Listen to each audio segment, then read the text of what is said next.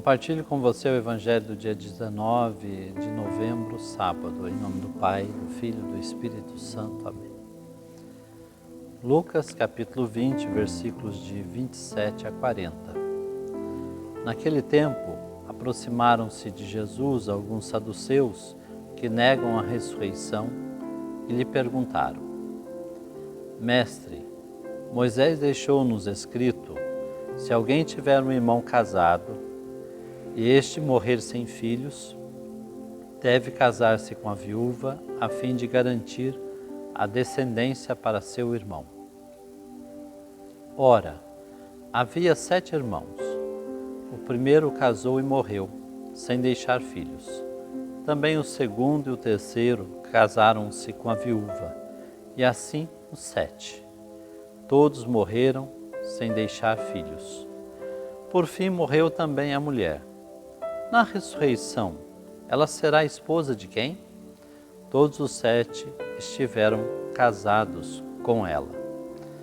Jesus respondeu aos saduceus: nesta vida os homens e as mulheres casam-se, mas os que foram julgados dignos da ressurreição dos mortos e de participar da vida eterna, nem eles se casam, nem elas se dão em casamento. E já não poderão morrer, pois serão iguais aos anjos, serão filhos de Deus, porque ressuscitaram.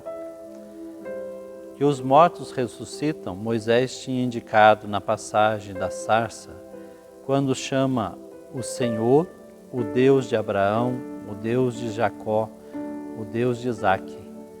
Deus não é um Deus dos mortos, mas dos vivos, pois todos vivem para Ele. Alguns doutores da lei disseram a Jesus: Mestre, tu falaste bem.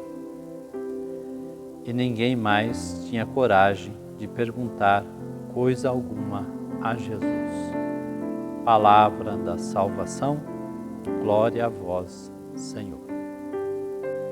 Temos dificuldade de entender o que acontece depois da morte, pois não encontramos explicações racionais para tal mistério. Tudo o que sabemos e cremos é fruto de nossa experiência de fé e das experiências que vivemos neste mundo. A exemplo dos saduceus no Evangelho do dia, corremos o risco de transferir situações e relações vividas neste mundo para a vida eterna. Porém, esse não é um procedimento correto, porque a vida após a morte não é a mera reprodução desta vida.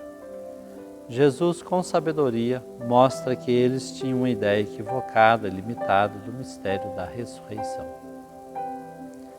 Jesus não responde diretamente à pergunta absurda dos saduceus que não creem na ressurreição, mas como bom pedagogo faz algumas afirmações fundamentais sobre a nossa vida após a morte. Antes de mais nada, Jesus rejeita a ideia infantil dos saduceus, que imaginam a vida dos ressuscitados como um prolongamento dessa vida que agora conhecemos.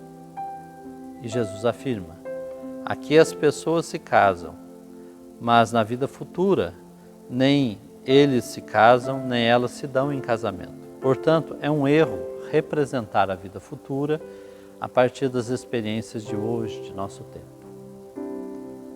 Em seguida, Jesus faz uma afirmação decisiva para a nossa fé. Deus não é Deus dos mortos, mas dos vivos, pois todos vivem para Ele. A ressurreição não é, como supõem os saduceus, um retorno ao passado.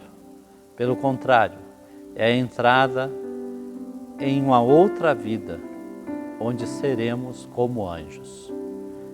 E finalmente, a última afirmação de Jesus: a ressurreição é uma nova criação. Deus é a fonte inesgotável de vida e acolhe a todos com o seu amor de Pai.